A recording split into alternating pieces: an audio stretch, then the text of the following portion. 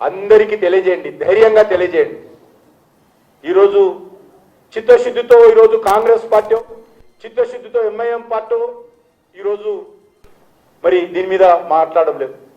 వాళ్ళ మనసు అంతా ఓట్ల మీద ఉంటుంది, వాళ్ళ ఆలోచన అంతా ఓట్ల మీద ఉంటుంది, వాళ్ళ దృష్టి అంతా కూడా అధికారం మీద ఉంటుంది.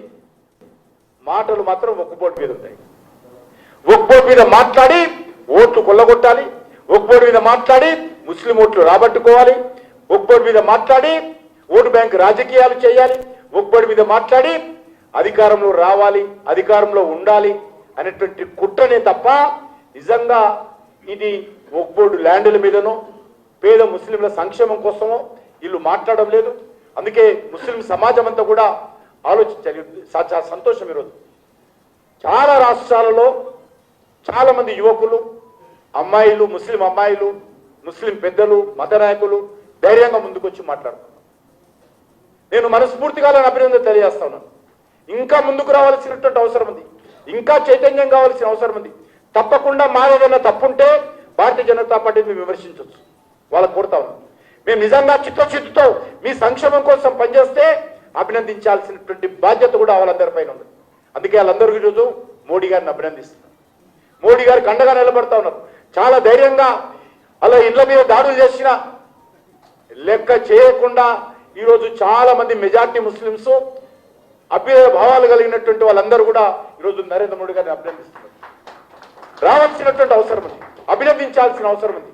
ఒక మంచి పని చేసినప్పుడు అభినందించాలి. ఈరోజు మనకు తెలుసు, ఈరోజు జమ్మూ కాశ్మీర్ సమస్య తీసుకున్నా, త్రిపుల్ తలాక్ తీసుకున్నా, ఒక్బోర్డ్స్ తీసుకున్నా ఒక నిర్మాణాత్మకమైనటువంటి దృక్పథంతో తీసుకున్నాము. కాబట్టి ఈరోజు భారతీయ జనతా పార్టీ తెలంగాణ శాఖ ఏదైతే ఈరోజు మనకు ఈ యొక్క వర్క్షాప్ ద్వారా అనేక విషయాలు తెలియజేస్తారు, వాటన్నిటిని కూడా తెలుసుకొని అన్ని జిల్లాలలో కూడా ఈరోజు ఇంటర్నల్ పార్టీ మాత్రమే ఇది. రేపు జరిగేటువంటి వర్క్షాప్లు ప్రజలు భాగస్వాములు కావాలి, ముస్లిం సమాజం నుంచి రావాలి, అభ్యుదయ భావాలు కలిగినటువంటి ఇతర మతాలకు సంబంధించిన వాళ్ళు కూడా రావాలి. ఈరోజు క్రిస్టియన్స్ కూడా మనకు సమర్థిస్తున్నారు, ముస్లిం అభ్యుదయ భావాలు కూడా సమర్థిస్తున్నారు. కొన్ని రాజకీయ పార్టీలు సమర్థిస్తారు, ఎందుకంటే ఓట్లు కావాలి రాజకీయాలు. కాబట్టి రేపు జిల్లాలో జరిగేటువంటి సమావేశాలు కూడా విస్తృతంగా అన్ని వర్గాల ప్రజలను ఆహ్వానించి వాస్తవాల ముందలు పెట్టి వాళ్ళతో చర్చించి వాళ్ళ మనసులో ఏ రకమైనటువంటి అనుమానాలు ఉన్నా వాటన్నిటిని కూడా నివృత్తి చేసి ఈ యొక్క వక్ఫ్ బోర్డు బిల్లుకి సంబంధించినటువంటి మద్దతు కూడగట్టాలని యావత్ ముస్లిం సమాజం, యావత్ ప్రజలందరూ కూడా ఈ యొక్క వక్ఫ్ బోర్డు బిల్లు సవరణకి ఏదైతే కేంద్ర ప్రభుత్వం చేసిందో సవరణలను దాన్ని అందరూ కూడా ఆమోదం ముద్ర వేసి నరేంద్ర మోడీ గారిని ఆశీర్వదించి